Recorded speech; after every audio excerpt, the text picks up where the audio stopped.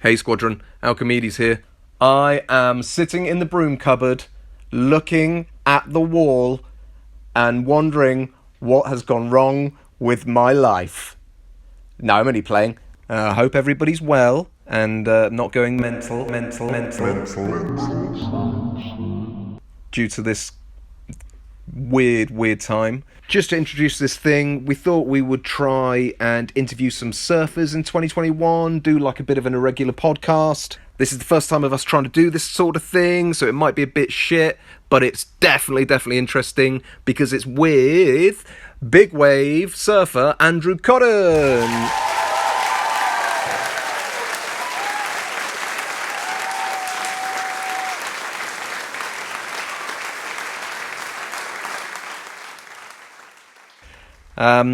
So anyway, here's a top bloke, genuinely lovely human being. He is also an athlete. This guy is not messing about, yeah?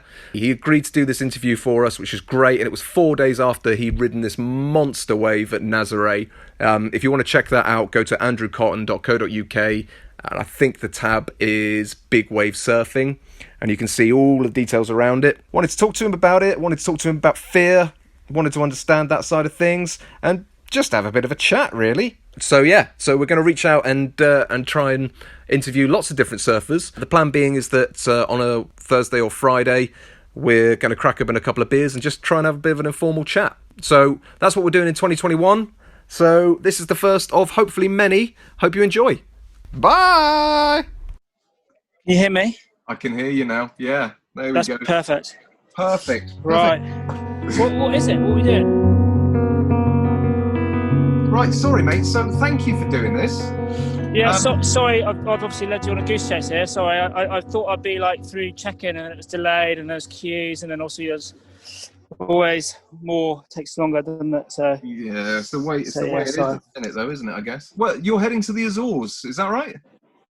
Yeah, just on the way to the Azores, yeah. No, that's very cool. It's our first time of doing anything like this, so it might be a bit shit, but we're not going to challenge you too much, okay? That's fine.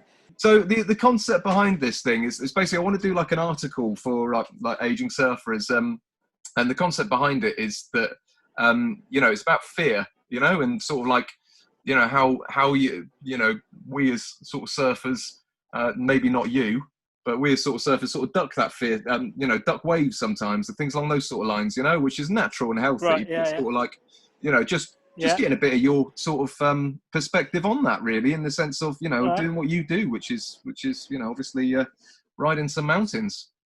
Right, yeah. But yeah, so last week, Nazaré, Thursday, it was pretty good. Best you've seen it? It's hard to say, isn't it? Like, I think it's the classic of everyone. It's all clickbait, isn't it? Like biggest ever. World record stuff. It's just, but it definitely was a daunting swell. The predictions. It probably wasn't as big as I thought it was going to be. Yeah. I don't know if it was biggest ever, but it's definitely up there. With like in the top 5 maybe sessions I've ever had out there. And I think what made it special was the conditions, and the way it was. We were sort of set in light winds and like light with easterly in it, which is quite unusual. So usually like the big swells, they either like the day before is howling and then you get a break, and obviously it takes a while for the ocean to settle, so you usually so it's, a lot of time it's like a lot of lump and bump, or it's howling like cross offshore, and you're battling chops, and but it was really calm and blue water and like nice, so Nice. it was definitely a special day. So I mean, when you're out there, it's obviously I've never been to watch, on the cliffside out there, and I'd like to as well. Maybe not with the masses, considering it's all been sort of locked down now, isn't it? But yeah. like when we're clear of this silly thing, then I'd like to get out there. But so I mean, from seeing the stuff on YouTube and everything, I mean, what we don't see is the reality of the waves per session. So I mean, you're out there for a good few hours. Obviously, are you sort of like, are you are you sort of being pulled into like 5 or 6 in a session, or is it just like 1 or 2 that you think, yeah, that's it, completely get me in there? That's completely up to individuals, and the size and what how you want to play it. We don't all we all swap over. So like I surf, but I also drive the tow ski. I also do safety. I also do backup safety. So you rotate. So you're not just surfing and then that's it, you're done. Yeah, Like you've got it's a team thing. So sessions can be however long it takes, or until the ocean decides it's all over. Because it doesn't always yeah, go to plan. You can lose skis and stuff. But for me personally, when it's like that big, I just make goals.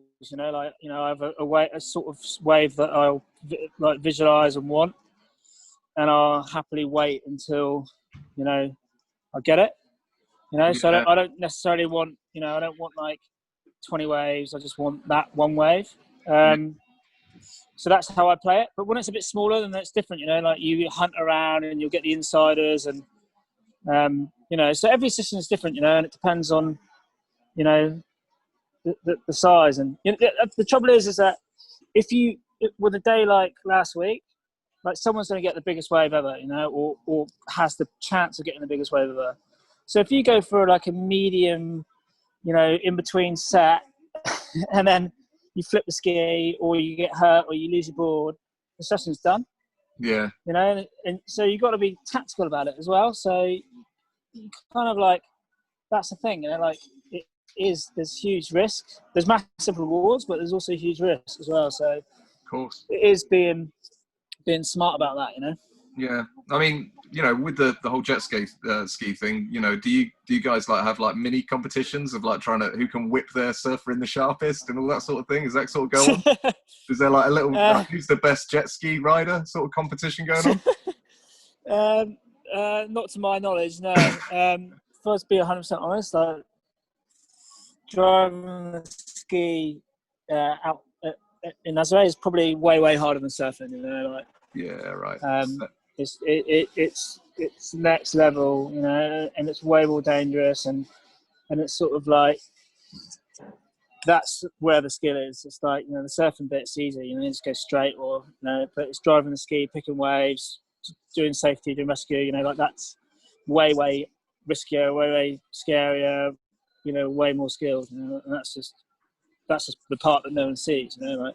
Yeah, yeah, absolutely. Well, I saw a couple of, what was it? I think I'm not sure when it was. It might have even been a year ago now. But then, there was a couple of bits on social media of like, the jet ski copping it at Nazaré, and it's sort of like, geez, man, yeah, getting into that, territory. It's heavy going. Yeah, it's a big part of it, and yeah, I don't think unless you've actually driven a jet ski in like waves, yeah, and then you won't sort of.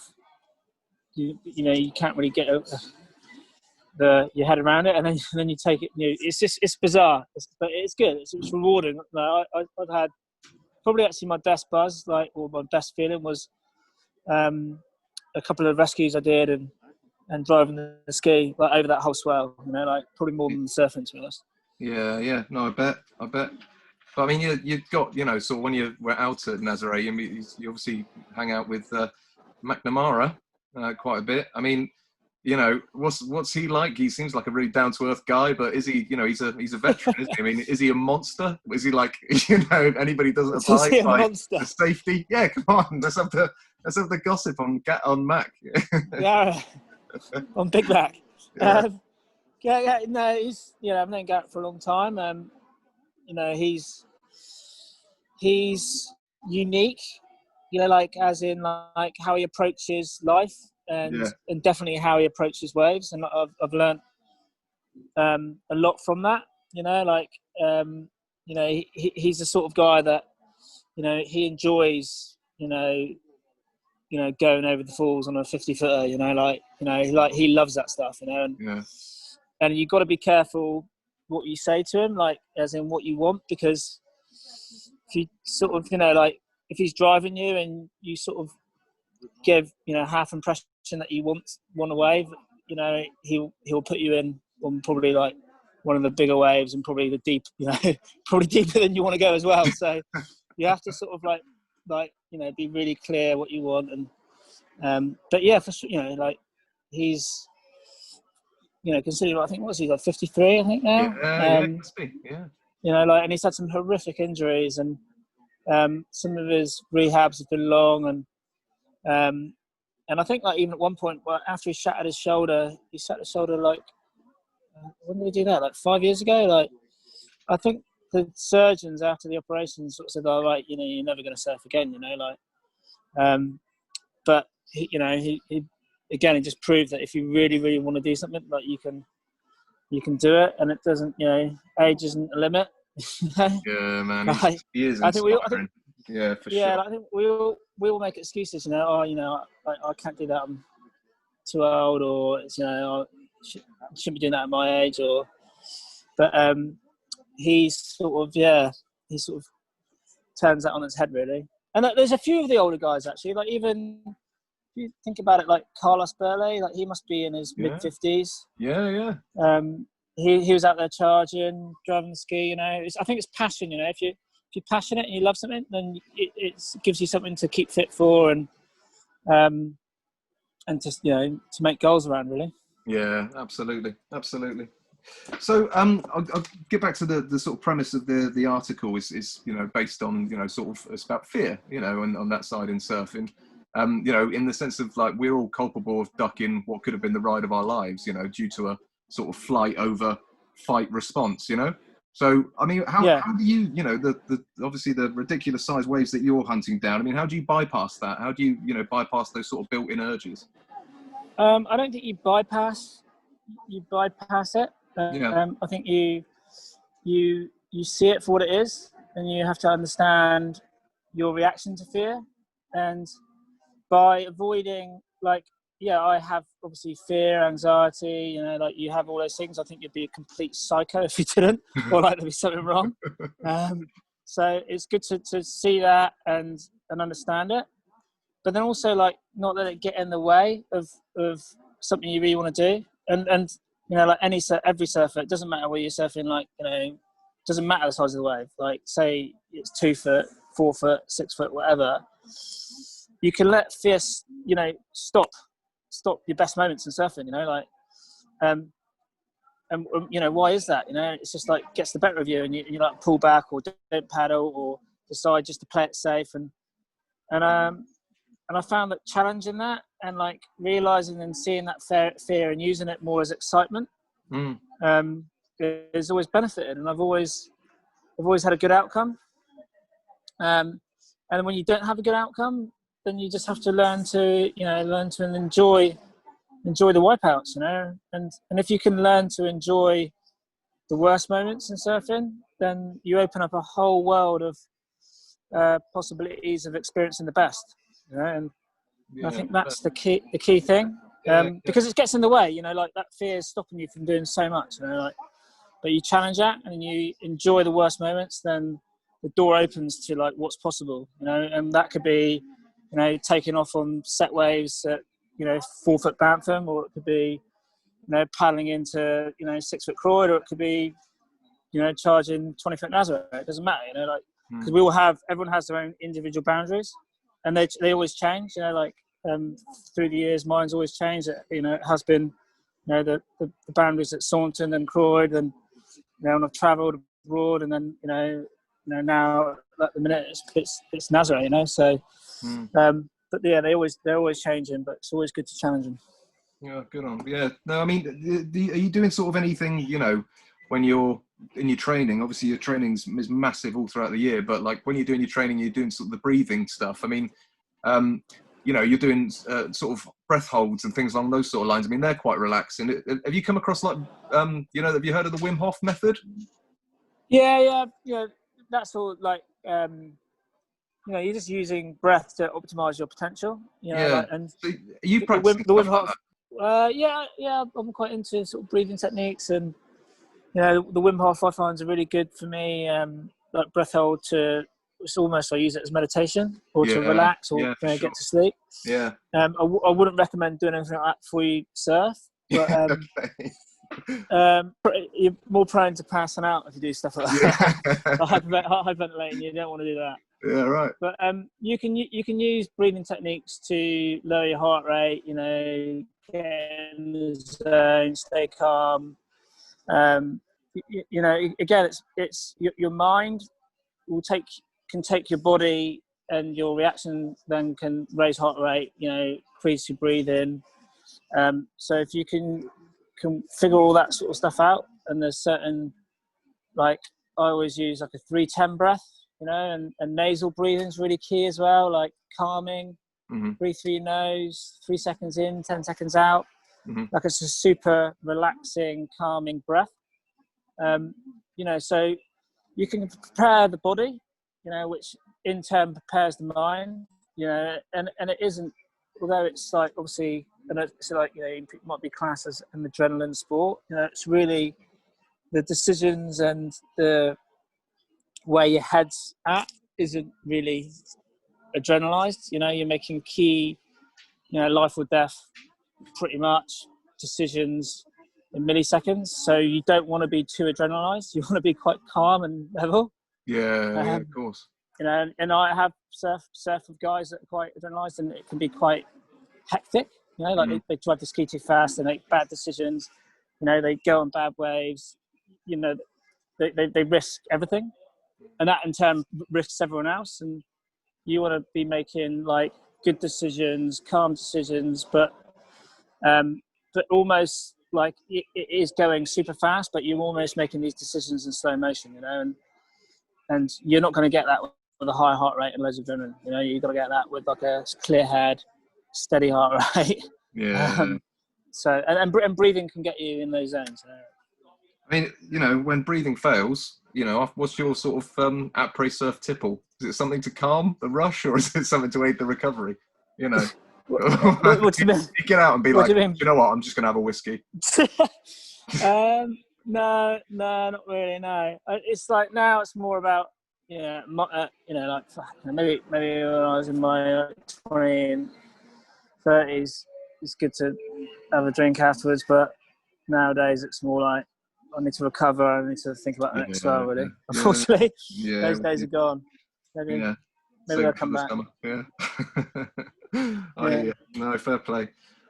So you know, not that you sort of need reminding, but like obviously a couple of years ago, well, what are we 2020 now? So yeah, 2017. You know, that nasty one on 60-foot wave in Nazaré. I mean, did that, you know, did the sort of accident sort of like motivate you, part of your recovery in one respect? By what I mean by that is that you obviously had a lot of time to think. Yeah, but I think time to think is not always a good thing. You know, I think that, you know, the recovery and rehab sort of side of things, and I think, you know, it's about mindset, and about, rather than like beating yourself up and being gutted that you're missing swells, or that you can't surf, or you can't run, or you can't ride your bike. It's about enjoying what you can do. So again, it's mindset, you know, and I just really got into like my rehab, and you know, felt, rather than saying, oh, like being gutted about I couldn't surf, you know, I'm just happy that I could do my rehab, and I did have time to do it, and you know, and it's amazing. Again, that positive spin on things, you know, like rather than and you do go through moments where you're like, oh, you know, like, am I going to ever get back to where I was, you know, or like, but if you just continually try and just repeat it over and over in your head, and you know, I didn't want to get back to where I was. I wanted to get better, you know, like, so, you know, that's where I was aiming, you know. I wasn't aiming just to get back where I was. I wanted to be fitter, and I wanted to be stronger, and I wanted to be, you know, more flexible, and I wanted to be better at surfing, and I wanted to surf bigger waves, and that's where I was at. I wasn't just aiming to get back to where I was. I wanted to become better, and I think that was, you know, that's what I just focused on. Yeah. And that's what motivated me, and all the rehab sessions, and all the, you know, hours in the gym, and just doing really tedious, boring stuff, you know, because yeah, that's sort of. when you got broken back, you're not doing a lot.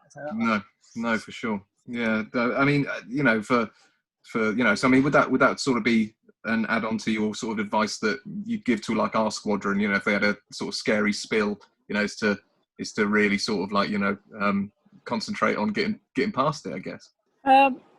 Yeah, it's just I think people always say it's just how you put a spin on it, isn't it, and how you look at it, and but it's also it depends on your goals, like if I had although that was a bad wipeout, it wasn't traumatic.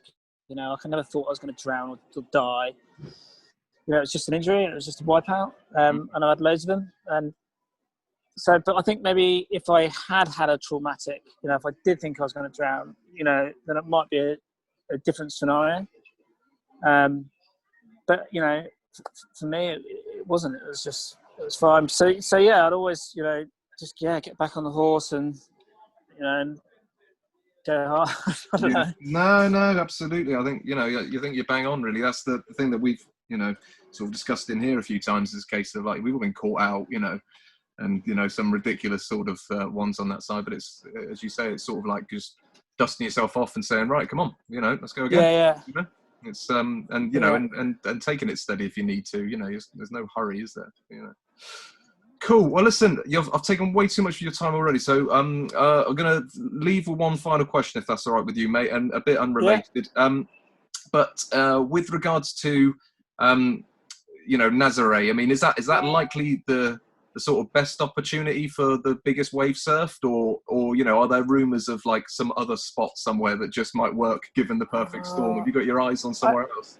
Yeah, there's always, like you always have spots that like that you always got your eye on, and you're looking for the right conditions. I think Nazaré is like the biggest, most consistent wave, that we know about on the planet. But that's not to say that it's not places that get as big. They're just you just got to wait for the stars to align, and be ready. So I think the great thing about Nazaré is that it's all right there. Like you got all your angles to film from. You got the harbour like 2 minutes away. You got your town there. Whereas like a lot of the other waves that we found and we surfed are like usually like in the middle of nowhere. You need proper logistics to get there, and then it brings it up. Different set of challenges. But that's what makes it exciting, and that's what motivates you and keeps you looking at the charts and hoping that everything comes together. Yeah, man, for sure.